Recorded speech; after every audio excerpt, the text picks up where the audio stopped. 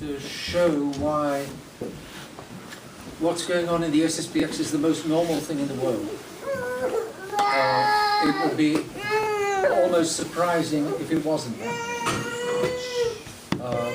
We live in a crazy world in which everything normal is abnormal and everything abnormal is normal. So it's absolutely normal that there should be this abnormal collapse of the church. That's the world we live in.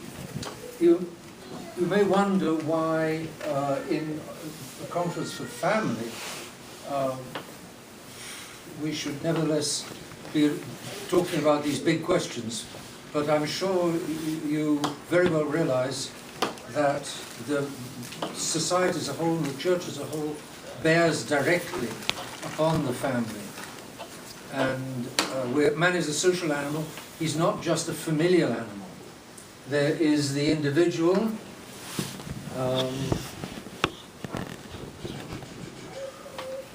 One moment.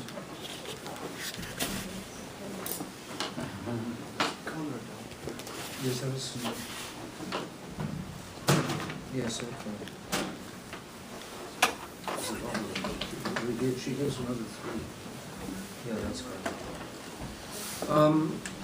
There's the individual, or the person, and then there's the family,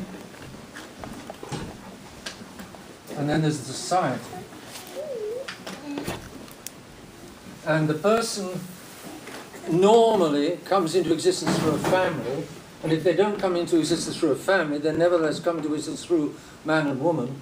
And God obviously meant it to be part of the family that sticks together. So the person is designed to come through the family, and the family is designed to live in society, because the family is not designed to stand on its own, because the dad is not meant to be a cobbler and a saddler and a baker and a butcher. You'll have a village in which there's a baker and a butcher and a saddler, and then the group of families make a village. That's the most normal thing in the world. And therefore the family is not designed to stand on its own. The person is not designed to stand on his own. He's meant to live in the family.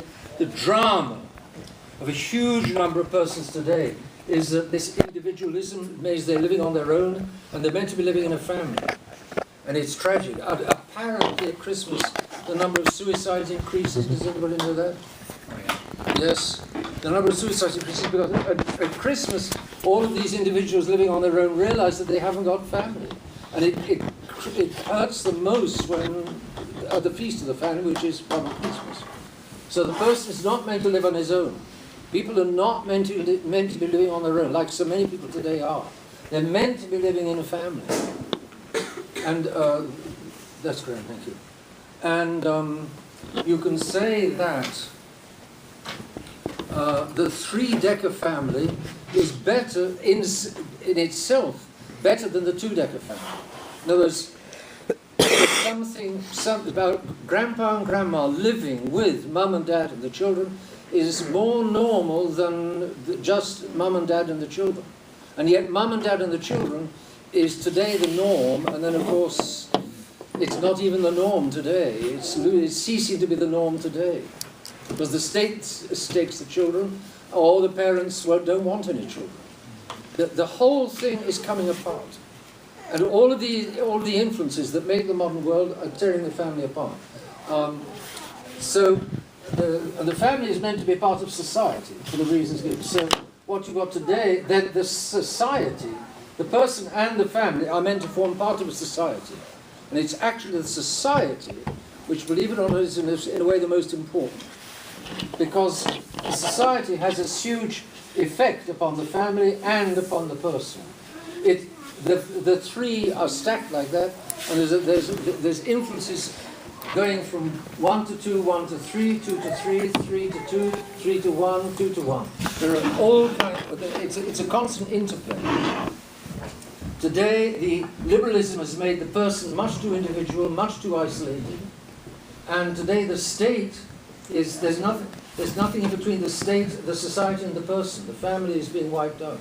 So, how the society is, the society of the world or the society of the church, has a great part to play in the family. what is happening in the society, what is happening in the church? Well, I use the following, what's happening today. I use the following schema to illustrate, which some of you already certainly know. Let's suppose that here is the church of the Middle Ages, which occupied the whole of Christendom, as it then was. The Middle Ages. And then comes Protestantism, which takes about a third of Christendom. And Protestantism swings off to the left, and you've got a great chunk of Christendom is broken off, and Protestantism is the beginning. Well, it didn't happen overnight. It was prepared by the decadence of the Middle Ages. The decadence of the Middle Ages broke out in Protestantism, just like the decadence of the Catholicism in the 1930s, 40s, 50s broke out in the Vatican II of the 1960s. These great, just like the Catholic Reformation, the Reformation in England was the product of centuries of infidelity in England. It isn't something that just happened overnight. So Protestantism is a tremendous and terrible error, and it grabs about one third of Christendom. Middle Ages is Christendom, as it then was. And the Catholic Church, so to speak, gets its act together. It pulls itself together, and we have what's known as the Counter-Reformation. I might put that in green, because these are the good guys are in green. The bad guys will be in red, if I have a red. Here's the Counter-Reformation. Green for go. And the Counter-Reformation takes place in the 16th century, and it is so successful that the church begins to expand again. For instance, I think it's in, the church expands once more. In 1531, Henry VIII splits England from the church, but I think in 1531, Our Lady appears in Guadalupe and makes the tremendous conversion of Mexico happens, so that the New World replaces, the New World compensates for the apostasy of the Old World. England falls away, Mexico steps up to the plate, and there are masses of conversions. That's the Counter-Reformation. So, and also, let's notice while we're there that the Counter-Reformation, it's all right, wipe it properly afterwards. The Counter-Reformation is worked by a whole council. It was the Council of Trent that was that made the blueprint. It's a total council. In other words, all the bishops of the church, plus the Pope. The Counter-Reformation lasts for 250 years, and then comes the next disaster, which is the French Revolution. And that is liberalism is going to sweep off to the left. Liberty, equality, fraternity, Freemasonry. Let's put a date on it of 1789, the French Revolution. That, while the church has expanded again, the French Revolution will grab hold of the politics. From now on, the Christian state, the states, will hardly be, the norm from now on will be the ununion of state and church. The union of state and church is Catholic doctrine. Every state on the face of the earth ought to be united with the Catholic Church to work for the salvation of souls. The state is not meant to do what the church does. The church is not meant to be doing what the state does. A priest has better things to do than to be a politician. But church and state should work together. I'll give you a very simple little example of how church and state can and should work together. Take a little town. There is a couple are having a great fight, and they call the police. The police do not like being called in on a domestic fight, because often the policeman will knock on the door, and they will say, "I've come here, somebody called the police, and here I am." And then the wife, who called the police, instead of laying out her problems to the policeman, she then takes the side of her husband, and the two of them work on the policeman, which is why policemen don't like going in on a domestic fight, because you can never tell what the wife is going to do.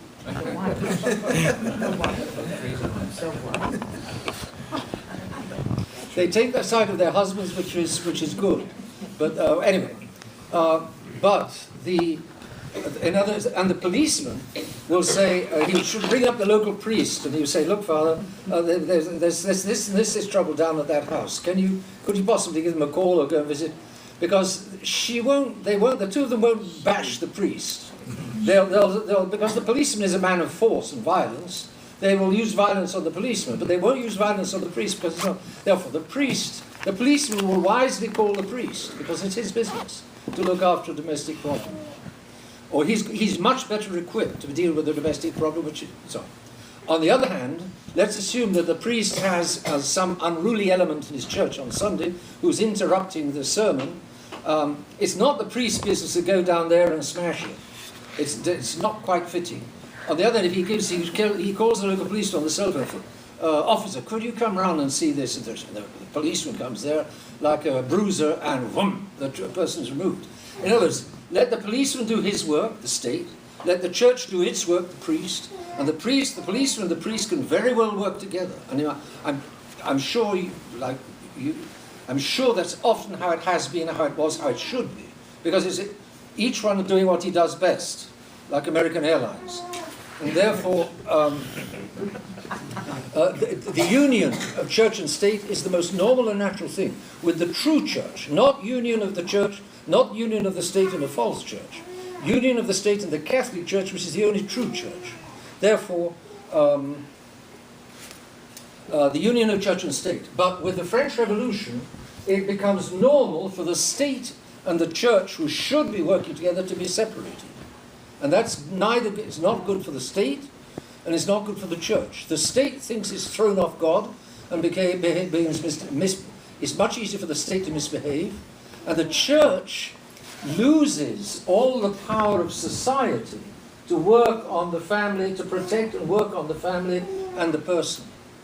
One of the great Catholic thinkers in France in the 19th century said something which is basically depressing for us today.